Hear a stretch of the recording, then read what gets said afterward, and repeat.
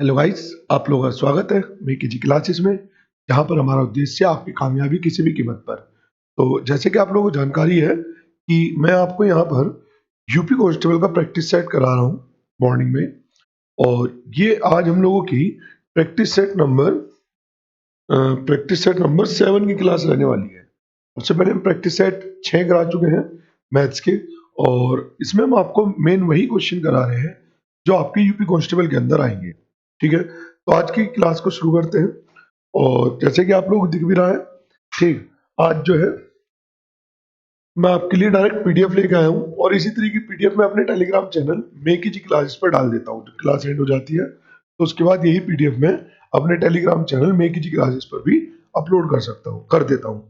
आप चाहे तो वहां से जाकर ये पीडीएफ भी डाउनलोड कर सकते हैं। ठीक है, तो आज की क्लास को शुरू करते हैं। चलिए एक सेकंड रुकना, तब तक सभी बच्चे लाइव आ जाएंगे। एक सेकंड,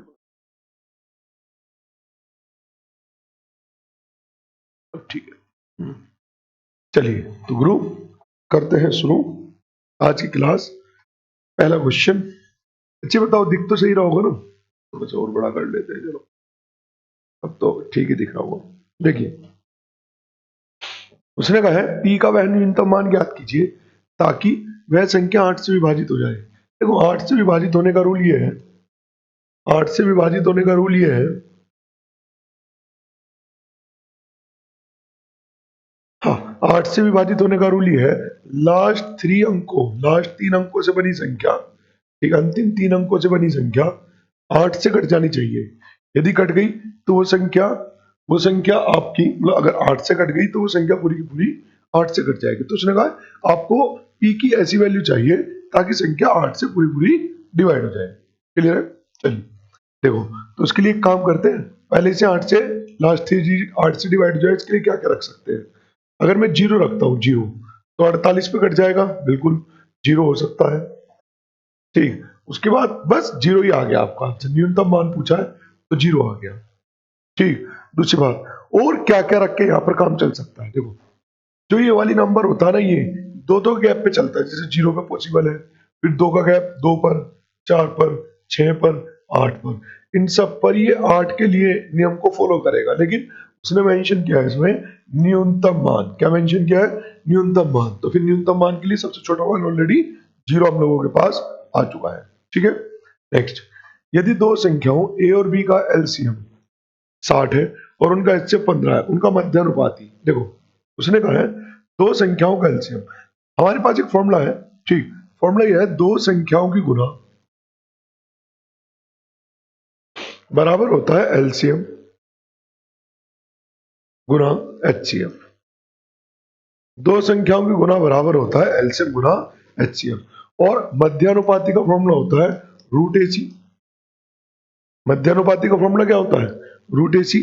ठीक, तो एसी मतलब जिन संख्याओं का मध्य समानुपात निकालना है, तो उनकी गुना ऑलरेडी मेरे पास है, बस अपने क्या करना है, इनका अंडर रूट करना है। ठीक, तो इनका अंडर रूट कितने आ जाएगा? 15 छिका 90, 900, और 900 का अंडर रूट 30। क्लियर है?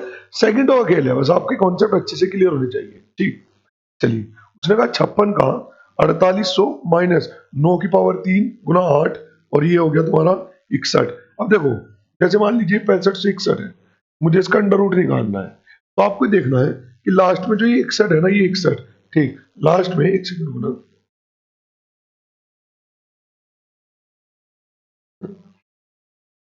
लास्ट में जो ये 61 है ना, ये किस संख्या के स्क्वायर की लास्ट डिजिट है? ठीक, 361, तो आपको पता 19 के स्क्वायर की है। ठीक, और अगर आपकी संख्या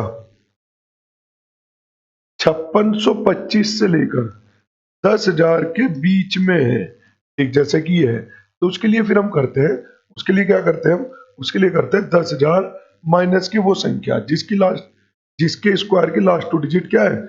61। तो ऐसा 19 था, तो इसका जो अंडर रूट आ जाएगा वो आ जाएगा 81। तो यहां पर मैं 81 लेकर चलूंगा, क्या लेकर चलूंगा? 81। ठीक है, आगे चलते हैं, सॉल्व करते हैं। सबसे पहले ये हो गया 9 का क्यूब, यानी कि ये हो जाएगा 729 गुना 8 गुना 81, है ना? गुना 81 नहीं, क्योंकि भाग का निशान है, तो बटे में 81 आ जाएगा, भाग 81। तो यही कहीं ये कट जाएगा, 81 से पूरा 9 बार, 9 अटे 72 हो गया। फाइनली ये क्या आ गया आपका, यहाँ सब कुछ हट कर क्या आ गया? यहां पर सब कुछ हटकर क्या आ गया, यहां पर सब कुछ हटकर आ गया 72। ठीक, क्या आ गया जी 72, 72। तो मैं यहां लिख देता हूं 72। ठीक, आगे चलते हैं, ये सारा हटेगा है ना, ये सब हट के क्या आ गया 72। इसे देख लेते हैं, इसे मैं लिख सकता हूं 48% का 81/8, 8×8 = 48। ये कट जाएगा 3, ये कट जाएगा कितना 50। बस, तो ये आ गया फाइनली 3 गुना 81/50। ठीक, यहां तक का काम हो गया, 72 हो गया, माइनस के ये भी हो गया। इसे देख लेते हैं, यह 56% किसका 48 होगा, ये कट जाएगा इससे। ठीक, तो फाइनली आ गया आपका 56×48। अब मैं एक काम करता हूं, यहां पे लिख देता हूं, उसे जगह कम है, आज मुझे पीडीएफ इसी फॉर्मेट में उठानी पड़ी है ना, मजबूरी थी आज कुछ। ठीक, तो इसकी गुना करते हैं 48×56 की। तो 48×56 का मतलब हो गया 56 में से 48 गए तो बचा कितना है 8, उसका आधा हो गया 4, यानी कि 52, और 52 का स्क्वायर कितना हो गया, 52 का स्क्वायर का 2704, और 4 का स्क्वायर कितना हो गया 16। तो 5204 माइनस 16, तो 14 में से 6 गए थे, कितना बचा अपने पास 8, और ये कितना हो गया, एक हासिल लिया 9, 9 में से एक गया था, कितना बचा 8, और ये कितना हो गया आपका 5188 है ना। ये गुना 5188 आ गई, ये आ गया 5188 माइनस के 72, और माइनस कितना, माइनस कितना ये हो जाएगा, गुना करेंगे 3, 8×3 = 24। अच्छा, इससे जैसे 50 है तो मैं 100/2 लिख रहा हूं, क्या लिख रहा हूं 100/2, जिससे अपने को क्या मिलेगा, ये हो जाएगा 3 दूनी 6, और 24 दूनी 48, यानी कि 4.86 है ना। लास्ट में 0.14 वाले कितने ऑप्शन है, 2 है। ठीक, एक वो है, एक ही है, चलिए कोई बात नहीं, इकाई अंक उठा लेते हैं। याद देखो 0.14 वाला, या तो ये आंसर होगा, अरे दोनों चलने का, या तो ये होगा या ये होगा, है ना, दोनों में से कोई एक आंसर होगा। ठीक, अब मेरी बात को समझो, देखो यहां पर समझो, ये आपका 4 है, 4, ये क्या है 4, और ये क्या है 2, तो 4 और 2 6, 8 में से 6 घटाऊंगा तो 2 बचेगा, क्या बचेगा 2, लेकिन फिर से 0.84 और घटाऊंगा तो क्या बचेगा 1, तो यानी कि 1.14 आएगा लास्ट में, और 1.14 कितना है आपका ए। देखो समझदारी इसी चीज में है कि क्वेश्चन को लंबे लंबे तरीके से ना करा जाए।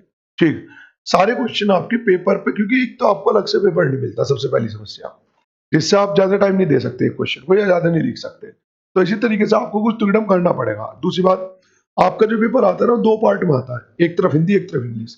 यदि आप हिंदी में कर रहे हैं तो सॉल्यूशन इंग्लिश की साइड करें, और यदि आप इंग्लिश में कर रहे हैं तो सॉल्यूशन हिंदी की साइड करें, ये नियम ध्यान रखना। ठीक, अगला क्वेश्चन देखते हैं। ये हो गया, अब हम चलेंगे इस क्वेश्चन पर, और जैसे ही हम इस क्वेश्चन पर जाएंगे हमें ये करेगा परेशान, है ना, तो हमें ये हटाना पड़ेगा।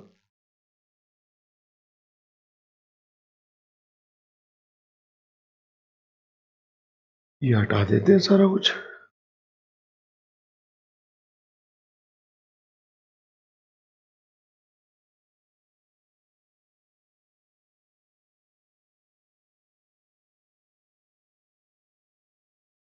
चलिए गुरु, करते हैं शुरू अगला क्वेश्चन।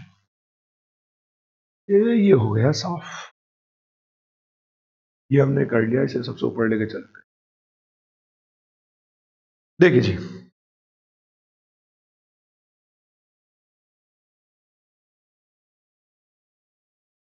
हाँ,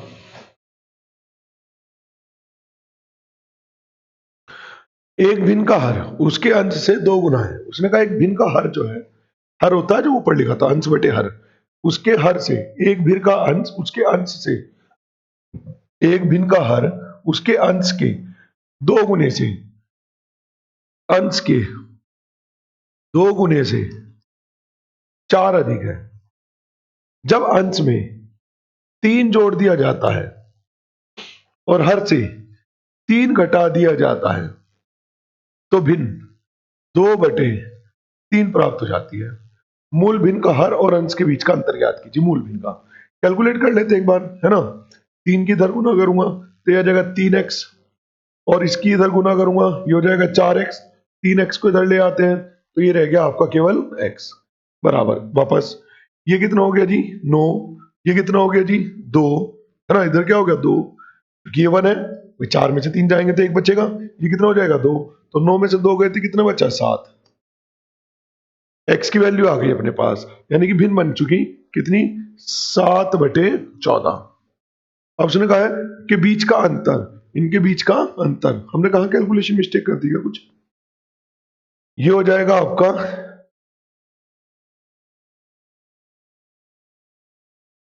किसी भिन्न का हर उसके अंश के 2 गुने से, अच्छा अच्छा ये भी तो है 18, सॉरी मूल भिन्न में ये भी तो है x + 2 + 8 4, तो ये हो जाएगा 18, फिर कितना होगा 18। उसने कहा इनका अंतर बताओ, 18 में से 7 गए तो कितना बचा 11। यही बात मैं बार बार समझाना चाह रहा हूं, ठीक, आप लोगों को पेपर के अंदर मैथ जैसे सब्जेक्ट में बहुत ज्यादा टाइम नहीं लगाना है, क्योंकि बहुत ज्यादा टाइम की नीड है भी नहीं, ठीक है ना।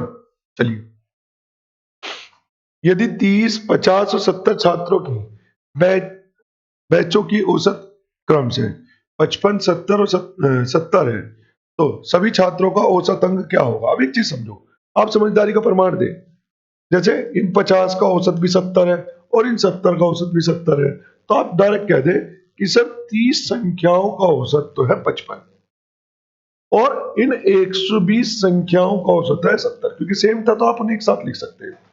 उसने कह दिया सभी का औसत, एलिगेशन लगा दो सर 30, अच्छा इसमें लिख सकता हूं जैसे 30 और 120 है तो इसका अनुपात आ जाएगा 1:4 क्वांटिटी का, इनका एवरेज कितना है 55 और इनका एवरेज क्या है 70, ठीक है, कैलकुलेट करते हैं, ये इससे कितना ज्यादा है, तो ये ज्यादा है 15, कितने के लिए 4 के लिए, बटे टोटल 5, 5 तिया 15, 4 तिया 12 प्लस करेंगे छोटी वैल्यू में तो ये कितना आ जाएगा 67, तो पूरे समूह का एवरेज कितना आ जाएगा 67, ठीक है ना 67, वही पूछा है। नेक्स्ट क्वेश्चन पे होगा इसका ऑप्शन ये रहा, ये रहा।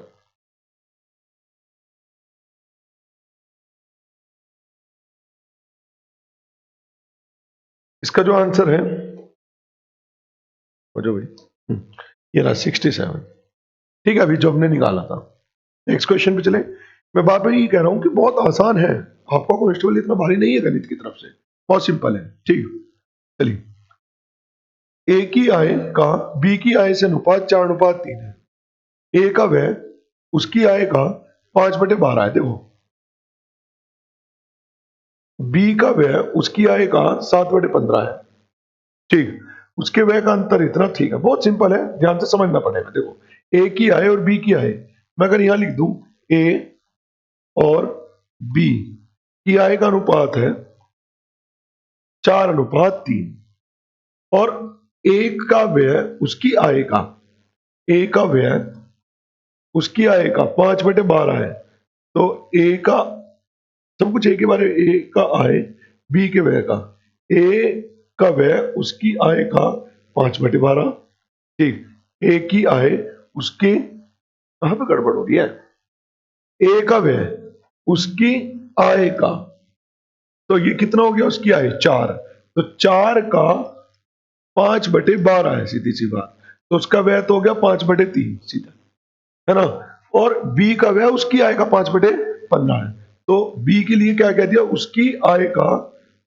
7/15 है, तो ये कट जाएगा और ये कितना आ जाएगा 7:5, ठीक, ये व्यय का अनुपात बना रहे हैं हम, किस चीज का अनुपात बना रहे हैं व्यय का, ठीक, तो ये हो जाएगा फाइनली 25:21, या आप इसे ऐसे ही रहने दो, इसे ऐसे ही रहने दो, उनके व्यय का अंतर ये है, तो बी की आय ज्ञात कीजिए, आप इसे ऐसे ही रहने दो। देखो मैं समझाता हूं इसका कारण क्या है, जब आपने किसी अनुपात का इस्तेमाल करके एक दूसरा अनुपात बनाया, जब कभी भी आपने किसी अनुपात का इस्तेमाल करके दूसरा अनुपात बनाया, ये मैं ऐसा कॉन्सेप्ट बता रहा हूं, जो बच्चे अपने आप को बहुत ज्यादा तुर्रम खा मानते हैं ना, वे भी इस चीज में गलती करके आते हैं, तो आपको इस चीज को ध्यान रखना है, क्या, देखो जब कभी भी आप किसी एक अनुपात का इस्तेमाल करके कोई दूसरा अनुपात बनाते हैं, जैसे कि इसमें है, ठीक, किसी एक अनुपात का इस्तेमाल किया और किसी दूसरे अनुपात पे आप चले गए, ठीक, और आपको इनमें से किसी एक अनुपात के बारे में डाटा दे रखा है, जैसे व्यय का डाटा दे रखा है, और किसी दूसरे अनुपात का पूछ ले, जैसे कि आय का पूछ लिया, तो तो आप ये सिंप्लीफाई नहीं करेंगे कभी भी, इस बात का ध्यान रखना। ठीक, चलिए उसने कहा इनका जो अंतर है, तो इनका अंतर देख लेते हैं अनुपात के हिसाब से। तो ये हो जाएगा 25, ये हो जाएगा 21, तो ये आ जाएगा 4/15। तो उसके हिसाब से जो ये अंतर है, उसके हिसाब से जो ये अंतर है, जैसा उसने कहा है, ठीक, जो ये अंतर है ये है 4500। ठीक, उनके व्यय का अंतर है 4500, मेरे हिसाब से है 4/15। एक की वैल्यू कैलकुलेट कर लेते हैं। एक की वैल्यू आ जाएगी 4500 गुना 15/4। आय पूछी है तो वैल्यू निकालेंगे 7 की। ठीक, देखना कैलकुलेशन मिस्टेक हो रही है कि कहीं।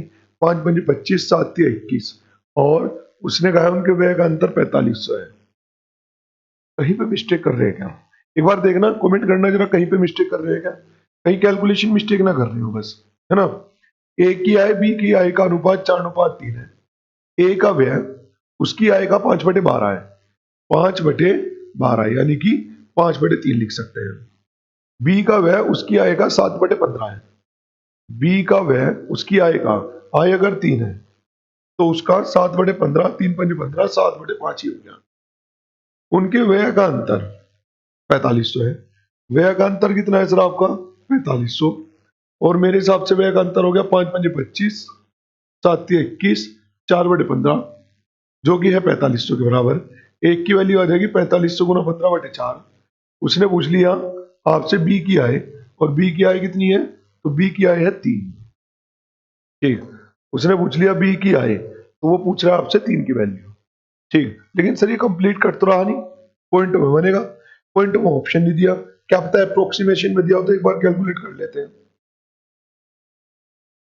एक बार क्या करते हैं, कैलकुलेट कर लेते हैं। कहां से मिलता है भाई वो? मेरा मोर में मिलता है। खुलना जरा सिम सिम। 4500 गुना 15 गुना 3 भाग 4, पूरा कट रहा भाई। 5000, 50,625, 50,625, ठीक है ना। अरे यार ये कट जाएगा ना, इससे 4 से ही कट जाएगा। इसे मैं 45 गुना 100 लिखूंगा, तो 4 से ही कट जाएगा, 45 गुना 25 लिख पाऊंगा इसे। ठीक है, सही है, ठीक है। ठीक है जी, चलिए क्वेश्चन भारी नहीं है, क्वेश्चन बहुत सिंपल है सारे। ठीक, बस ये क्वेश्चन थोड़ा ऐसा था कि इसमें ज्यादातर लोग गलती करते हैं। क्या करते हैं? अनुपात को सिंप्लीफाई कर लेते हैं। अनुपात को क्या कर लेते हैं सर? सिंप्लीफाई कर लेते हैं। ठीक,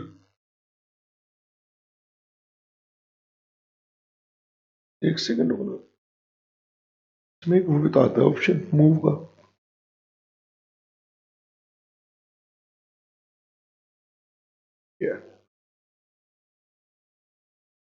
ठीक, हाँ देखो, उसने कहा है ए और बी ने कुछ राशि के निवेश के साथ व्यापार आरंभ किया। 8 महीने के अंत में ए ने अपना पैसा वापस ले लिया। ए और बी को वर्ष के अंत में 5:3 के अनुपात में लाभ हुआ। बी ने 3600 रुपए का निवेश किया था, तो ए ने कितने रुपए का निवेश किया था? अब देखो क्वेश्चन सिंपल है। उसने कहा ए और बी ने कुछ राशि के निवेश के साथ एक व्यापार प्रारंभ किया। 8 महीने के अंत में ए ने अपना निवेश वापस ले लिया। ठीक, 8 महीने के अंत में ए ने क्या करा? अपना निवेश वापस ले लिया। तो ए और बी के बारे में बात हो रही है। मान लीजिए ए ने ए रुपए लगाए और बी ने बी रुपए लगाए। हम ऐसा मान लेते हैं, ए ने ए रुपए लगाए और बी ने बी रुपए लगाए, है ना। आगे देखते हैं जी। ए ने ए रुपए लगाए और बी ने लगाए जी आपके बी रुपए। ठीक, ठीक, और उसने कहा है ए ने 8 महीने बाद अपना निवेश वापस ले लिया। तो ए व्यापार में रहा 8 माह तक, बी ने कुछ नहीं लिया, और बी वर्ष के अंत में यानी कि बी पूरे 12 माह तक रहा। ठीक, बी का निवेश उसने दिया है। बी का निवेश कितना दिया है? तो बी का निवेश दिया है उसने 36,000। तो बी का निवेश है 36,000, और इन सब के बाद उनके लाभ का अनुपात दे दिया गया आपको 5:9। सीधा सा फंडा है। क्या है फंडा? निवेश गुना समय, कि जैसे ए ने 1 रुपए का निवेश किया गुना समय, बी ने 36,000 का निवेश करा गुना समय, बराबर लाभ का अनुपात हो जाता है 5:9। अगर आप चाहे तो आप इसे ऐसे भी लिख सकते हैं। कैसे लिख सकते हैं वो देख लो।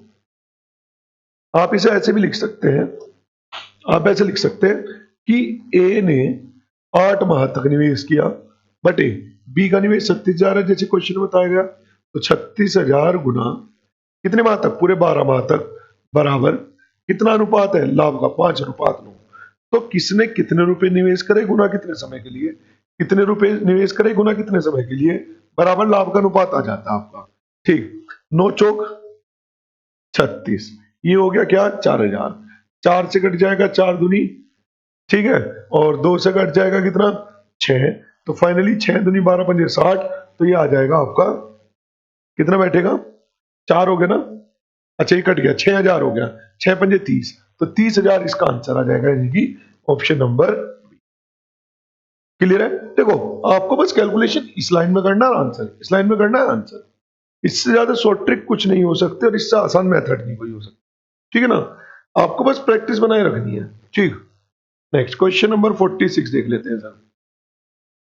क्वेश्चन नंबर 46 क्या कह रहा है, एक स्कूल में लड़कों की संख्या और लड़कियों की संख्या का अनुपात 5:3 है।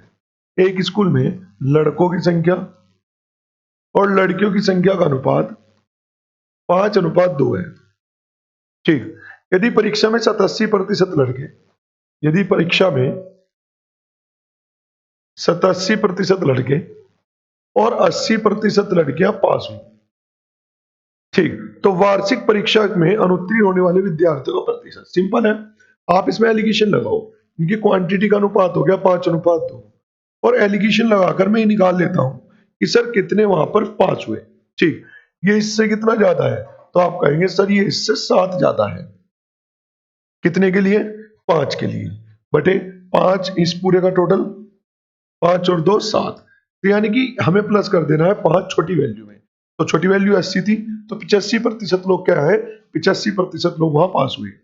उसने क्या पूछा है, उसने पूछा कितने प्रतिशत फेल हुए, तो प्रतिशत में रिमेनिंग क्या होता है 100 में से डिफरेंस करके आ जाता है, तो कितना होगा 15%, और यही आपका आंसर है। ठीक, तो कितने प्रतिशत फेल हुए वहां, तो फेल हुए 15%। क्लियर है? चलिए नेक्स्ट पे चलते हैं।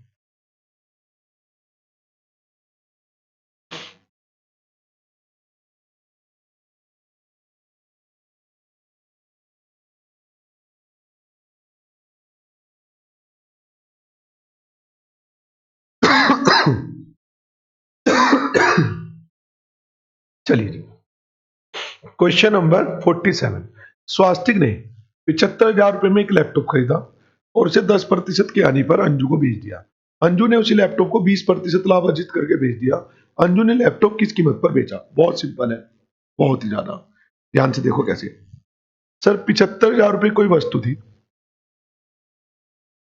पहले वो 10% हानि पर बेची गई, मतलब 90%। अगर हानि है और हानि के बाद की कीमत निकालनी है तो आप 100 में से माइनस करके निकालेंगे, ठीक, और लाभ है उसके बाद की कीमत निकालनी है तो 100 में प्लस करके निकालेंगे। ठीक, चलिए 90%, और आगे उसने 20% लाभ पर बेच दिया, तो कंटिन्यू रखो, उसके बाद 20% का लाभ है तो 120%। ये 2 जीरो से ये 2 जीरो, ये 2 जीरो से ये 2 जीरो, फाइनली क्या रहेगी गुना रहेगी, गुना करते हैं जी, ये हो जाएगा 75 गुना 12 कर रहा हूं मैं, 12 पंजे 60, यानी कि 6, 12 सत्ते 84 और 6 9 90, गुना 9 9 9 81, तो आंसर आपका क्या आ जाएगा, इससे आसान तरीका कुछ नहीं हो सकता। ठीक, चलिए ए 5% वार्षिक साधारण ब्याज पर 6 वर्षों के लिए 3500 रुपए की धनराशि उधार लेता है, वैसे 3 वर्ष के लिए 9% प्रति वर्ष की दर से बी को उधार दे देता है। ठीक, उसका लाभ या हानि बताइए। ए ने 5% साधारण ब्याज पर 6 वर्षों के लिए 3500 रुपए लिए। ठीक, तो ऐसे समझो कि सर 3500 रुपए लिए और 9% पर वो दे दिए किसी दूसरे व्यक्ति को, है ना, 3500 रुपए की धनराशि उधार ली और 9% प्रति वर्ष पर किसी दूसरे व्यक्ति को दे दिए 3 वर्ष के लिए। तो देखो इसका 9% निकाल लेते हैं, सबसे पहले निकाल लेते हैं कि उसे कितने प्रतिशत का, मतलब कितने रुपए का ब्याज मिला, है ना, निकालते हैं जी। जैसे ये 3500 है तो इसका 9% निकालने का मतलब 9 पंजे 45, गुना कर देता हूँ, 2 जीरो हटा रहा हूँ, 9 पंजे 45, 9 तिया 27 और 45 5, 9 पंजे 45 बचा 4, 9 तिया 27 और 4 31, ये भी कितना 315, ये भी कितना 315, इसका फिर से 9%, 9 पंजे 45, बचा कितना है 4, 9 और 4 13, बचा कितना है 1, 9 तिया 27 और 1 28, और ये आ जाएगा 28.35, इसका 2 गुना कर देते हैं तो ये हो जाएगा 70, और इसका 2 गुना करेंगे तो ये आ जाएगा 56 प्लस। ठीक, अब लगभग में अपने पास आंसर आता दिखाई देगा। जैसे आप 3500 का 6% की दर पर, सॉरी 5% की दर पर, 5% की दर पर 6 वर्ष का ब्याज निकाल लीजिए। ये कट जाएगा इससे, और 35 दूनी 170, 210, 210 और ये कितना बैठेगा पंजे 1050, यानी कि 1050 रुपए को उसे ब्याज देना है और मिलेगा कितना, इतने का। तो इसका लगभग टोटल कर लेते हैं। ये हो गया आपका 28 और इस पूरे को 29 मान लेता हूँ। 29 और 5 6 35, 35 और 50 कितना हो जाएगा 85, लगभग लगभग है ना। ये हो जाएगा 900 और ये हो जाएगा 45, तो 945 और जोड़ देता हूं तो कितना बैठेगा, ये बैठेगा आपका 0, ये बैठेगा आपका 8 4 12, हासिल को 1, और ये हो जाएगा दर 1020, लगभग 1020। ठीक, और कितना हो गया ये हो गया आपका 1050। तो यहाँ पर तो हानि हो रखी है कितने की, 30 रुपए की। हम कैलकुलेशन मिस्टेक तो नहीं कर रहे कहीं। ये हो जाएगा 3500 का 5%, तो 3500 का 5% 6 वर्षों के लिए। ठीक, तो 3500 का 5%, 35, और ये गुना गलत कर दी भाई, गुना गलत कर, नहीं सही कर रखी है। 35 छिक्का करते हैं तो ये कितना बैठेगा 35 210, 35 छिक्का 210 और 0 21 पंजे, 21 पंजे हो जाएगा आपका 105। ठीक, ये तो ठीक है। इसका टोटल देख लेते हैं। ये बैठेगा 945, तो ये हो गया। ठीक, 945। अगर मैं इसका 10% देखूं, मुझे इसका 9% निकालना है। ठीक, तो 9% निकालने का मतलब हो गया, अगर मैं इसका 1% देखूं 35, हाँ ये तो ठीक निकला है। फिर ये कितना बैठेगा आपका, ये बैठेगा 9 पंजे 45, 4 9 दुनिया 9 कम 9 और 4 13, हासिल को 1 27 और 1 28। ठीक है, इसका 2 गुना कर दिया। ठीक, इसका भी 9% निकाल लेते हैं जरा। इसका 9% आएगा कितना, इसे 28 मान लेते हैं, लगभग 28, तो 28 निम्मा कर लेते हैं। ठीक, लेकिन बात तो ये कि पॉइंटों में आएगा, इतना अंतर तो नहीं आएगा। ए 5% वार्षिक साधारण ब्याज पर 6 वर्षों के लिए 3500 रुपए की धनराशि उधार लेता है। 3500 रुपए की धनराशि 5% साधारण ब्याज पे लिए, यानी कि ये वापस करनी ये मिले। ठीक, और इसे 3 वर्ष के लिए 9% प्रति वर्ष की दर से बी को उधार देता है। तो इसका 9% प्रति वर्ष की दर से 3 वर्ष के लिए अगर मैं उधार निकालूं तो उसका लाभ हानि। एक बार भाई कैलकुलेशन चेक करूं, मैंने तो मेरे हिसाब से तो ठीक है, मेरे हिसाब से इसका आ रहा है 30 रुपए की हानि। एक बार आप लोग कमेंट करके मुझे बताना कि हम इसमें क्या मसला कर रहे हैं। ठीक, क्योंकि एक बार कैलकुलेशन मिस्टेक हो जाती है ना, फिर उसे पकड़ना बड़ा मुश्किल काम है, क्योंकि जैसे डोन को पकड़ना बड़ा मुश्किल है ना। चलिए इसे एक बार करके मुझे बताना। ठीक, क्वेश्चन नंबर 49, क्वेश्चन नंबर 49 ये रहा। क्या कह रहा है, एक ऋण को 2 समान वार्षिक किस्तों में चुकाया जाना है यदि ब्याज 10% प्रति वर्ष है जो वार्षिक रूप से चक्रवृद्धि है, तो प्रत्येक किस्त इतने रुपए है, तो लिया गया कुल ब्याज ज्ञात कीजिए। उसने कहा ये और प्रत्येक किस्त इतने है। देखिए इसकी ट्रिक होती है, जैसे 10% है तो 10% को फ्रैक्शन में लिख लीजिए, तो कितना बैठेगा 1/10, बोले तो 11 रुपए देगा कितने पर, 10 पर। 11 रुपए देगा कितने पर, 10 पर, गुना धनराशि बराबर किस्त। इस बार उसने किस्त दी है 6897। ठीक, ये देखते हैं 15 15 कट जाएगा, 11 से काट लेते हैं। 11 छिका 66, 2 बचा, 11 दूनी 22, 7 बचा, 11 सत्ते। ठीक, 11 से काटते हैं, 11 पंजे 55, कितना बचा 7, 11 सत्ते 77, 57। ठीक, तो धनराशि कितनी आ गई, तो धनराशि आ गई आपकी 5700 रुपए, है ना, गुना धनराशि बराबर किस्त।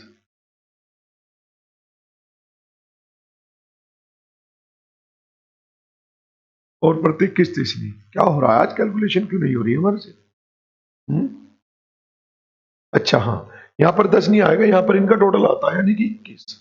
ठीक, यहाँ पर 10 नहीं आएगा, क्या आएगा इनका टोटल आएगा, जो कि क्या है 21।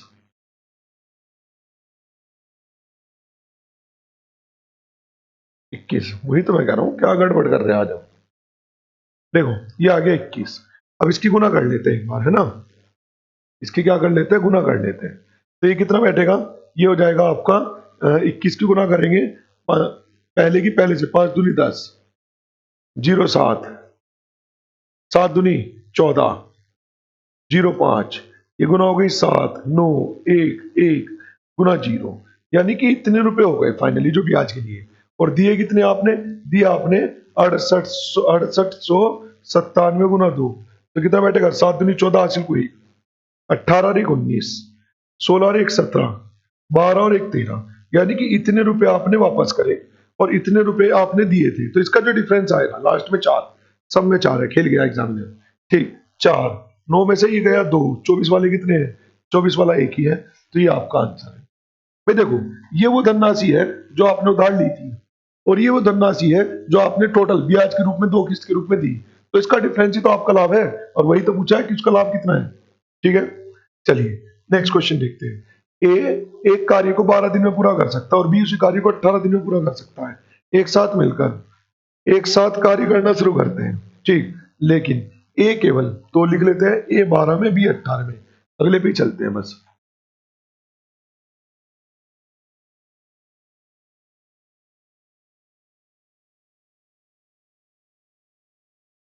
हाँ जी, ए केवल 2 दिन तक कार्य करता है, ए तो करता है, कितने कितने थे वे दिन, एक बार देखते हैं, ए के 12 और बी के 18। हाँ, ए किसी कार्य को ए किसी कार्य को 12 दिन में और बी 18 दिन में। एलसीएम करते हैं, 36, 12 तिया 36, 18 दूनी 36। ए 2 दिन के लिए कार्य करता है, तो ए ने 6 कार्य किया। अच्छा, दोनों ने एक साथ शुरू तो नहीं किया ना, क्वेश्चन लिख लेते एक बार। वे एक साथ कार्य शुरू करते हैं, मतलब 2 दिन तक तो फिर दोनों ने काम किया है ना, जो हमने लिखा है ना,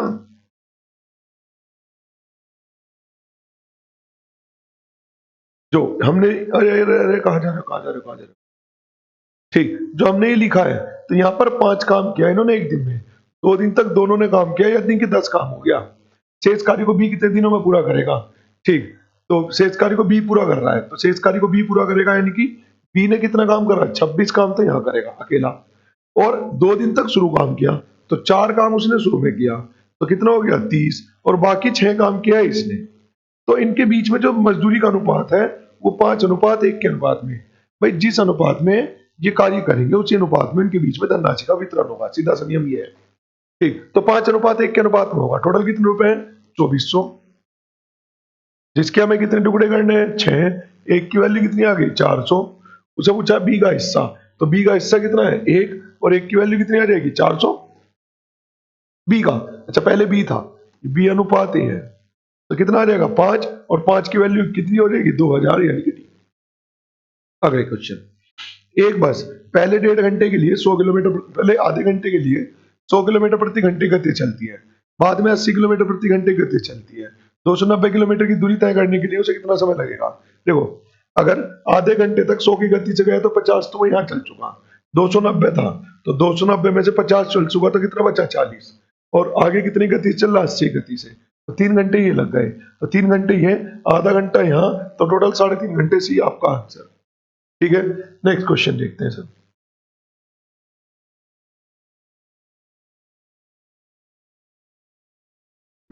नेक्स्ट क्वेश्चन, 36 किलोमीटर प्रति घंटे की चाल से यात्रा करने वाली ट्रेन 25 सेकंड में एक पोल को पार करती है। देखो, 25 सेकंड में एक पोल को पार कर रही है, तो रेलगाड़ी की लंबाई निकाल लेते हैं। जब कोई रेलगाड़ी किसी एक खंभे को पार कर रही है, तो वो उतनी ही दूरी चलेगी जितनी उसकी खुद की दूरी है, ठीक। तो मैं कह दूंगा 25 किलोमीटर प्रति घंटे, 36 किलोमीटर प्रति घंटे की चाल से मीटर प्रति सेकंड में बदलने के लिए 5/18 गुना 25 सेकंड, ठीक, ये कट जाएगा इससे 2, 25 दूनी 50, और 5 पंजे 25, यानी कि 250 मीटर चली फाइनली वो। तो इसका मतलब रेलगाड़ी की लंबाई 250 मीटर है, ठीक। 350 मीटर लंबे पुल को पार करने में कितना समय लगेगा, तो 350, देखो ऐसा समझो कि सर 250 मीटर अपनी लंबाई को पार करने में उसे कितना टाइम लगा, 25 सेकंड, और उसे कितना जाना है, 350, और 250 ही है, तो ये हो गया 600। तो 600 मीटर जाने में कितना टाइम लग जाएगा, तो 25 बटे, जब किसी पुल को पार करेगा ना, अपनी लंबाई भी और पुल की लंबाई भी, दोनों का टोटल पार करना है, तो ये आ जाएगा 10, ये 0 से 0, 60 सेकंड आपका आंसर।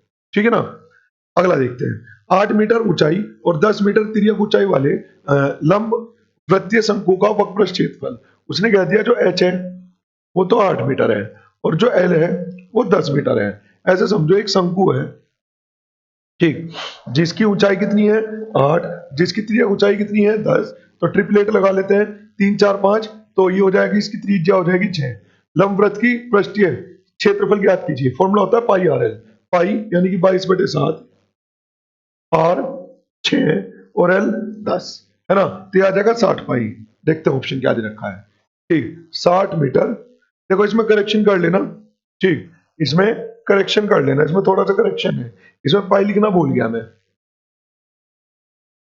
इसमें क्या हुआ, पाई लिखना मैं भूल गया, तो इसका आंसर क्या आ जाएगा, एक तो केवल 60 मीटर था और एक 60 पाई मीटर था, तो इसका आंसर क्या आ जाएगा, तो सर इसका आंसर आ जाएगा 60 पाई, ठीक, तो इसका आंसर आ जाएगा 60 पाई मीटर स्क्वायर। तो वो ऑप्शन में टाइप करना ध्यान नहीं रहा होगा। चलिए अगला क्वेश्चन देखते हैं।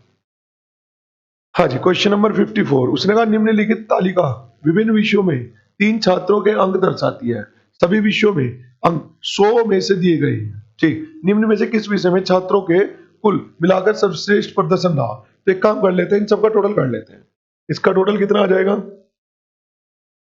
इसका टोटल कितना आ जाएगा 210 और 6, 210 और 6 216, तो इसका टोटल हो गया, ठीक, इसका आ जाएगा 210, तो ये हो गया 8 और 8 16, 16 और 7 कितना हो गया, 16 और 7 हो जाएगा 25, ठीक, 16 और 7 8 और 8 16 और 7 23, ठीक, सही भी कर रहा हूं ना मैं, 23, तो ये आ जाएगा 210 और 23, 210 और 23 233, ठीक, ये हो जाएगा आपका 8 या 24 240, तो ये हो गया, और 4 और 2 6 और 1 7 247 हो गया फाइनली, ठीक, इसका भी टोटल कर लेते हैं, ये कितना हो जाएगा 9 9 और 8 16 और 7 23, ठीक, 23 9 लाइट बाकी है, चलो चल रहा है, हाँ कितना हो जाएगा 9 और 7 16, 16 और 8 24, आज तो दिमाग ही काम नहीं कर रहा छोटे,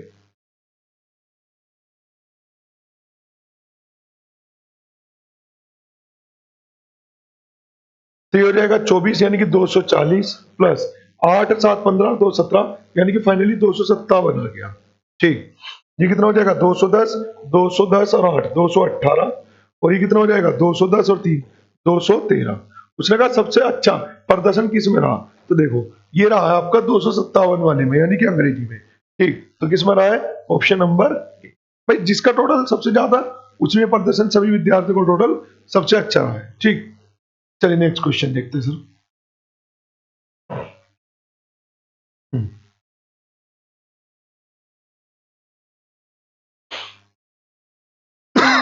एक वस्तु 2500 में खरीदी गई, दुकानदार इसके अंकित मूल्य पर 12% की छूट की अनुमति देता है, फिर भी 10% लाभ प्राप्त कर लेता है, ठीक, वस्तु का अंकित मूल्य देखो 2500 रुपए में खरीदी गई, ठीक, तो इसका मतलब हो गया कि वस्तु का सीपी दे दिया गया 2500 रुपए।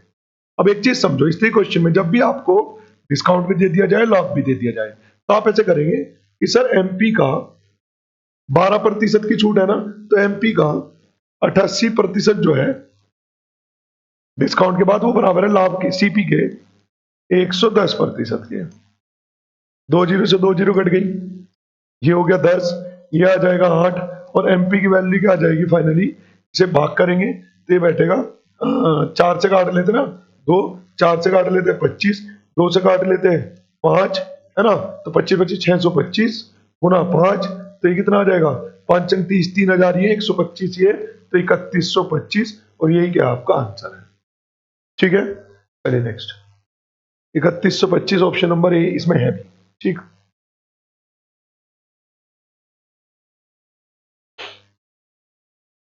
चलो चलो चलो जल्दी जल्दी चलो, हो जाओ। हाँ, तो इसका आंसर क्या आ जाएगा आपका, इसका आंसर आ जाएगा आपका 3125। चलिए नेक्स्ट क्वेश्चन 56 नंबर, 18 वस्तु 15 वस्तुओं की औसत कीमत पर बेची गई, 12 वस्तुओं की लागत कीमत प्रति वस्तु 16 रुपए है, 18 वस्तु 15 रुपए की औसत कीमत पर और 12 वस्तुओं की लागत कीमत 16 रुपए थी, शेष 6 वस्तुओं में से प्रत्येक की लागत मूल्य ज्ञात कीजिए यदि लाभ में लेन देन में कोई भी लाभ या हानि नहीं हुई। तो एक काम करते हैं, ठीक, 18 पंजे गुना कर लेते हैं, टोटल कितने रुपए की बेची, 15 अट्ठे 120, बचा कितना 12, 15 कम 15 और 12 270, तो टोटल उसे 270 रुपए मिले। ठीक, अब उसने 12 वस्तु 16 रुपए के हिसाब से बेची। 12 छिका 72, बचा कितना है 7, 12 कम 12 7 19, तो 192 रुपए उसने खर्च कर दिए। तो उसे टोटल अभी आगे 78 रुपए और कमाने हैं, क्योंकि 270 चाहिए और शेष 6 वस्तुओं के लिए, तो 13 छिका 78, तो शेष वस्तु 13 रुपए के हिसाब से बेची। ठीक, हाँ, नीचे दी गई भिन्न में से कौन सी भिन्न 3/19 के बराबर नहीं है। ठीक, तो आपको ही कैलकुलेट करना पड़ेगा इसका 13/19, सॉरी। ठीक, इसका एक आसान सा तरीका ये है कि आप पहले 13 से ऊपर ऊपर काट लो, जैसे ये कट सकता है 13 से, ये कट सकता है 13 से, काटेंगे 13 कम 13 65, ये भी कट सकता है 13 से, काटेंगे ये भी कट सकता है, बटे 19 से काट लेते हैं, 19 से ये भी कट जाएगा, ये भी कट जाएगा।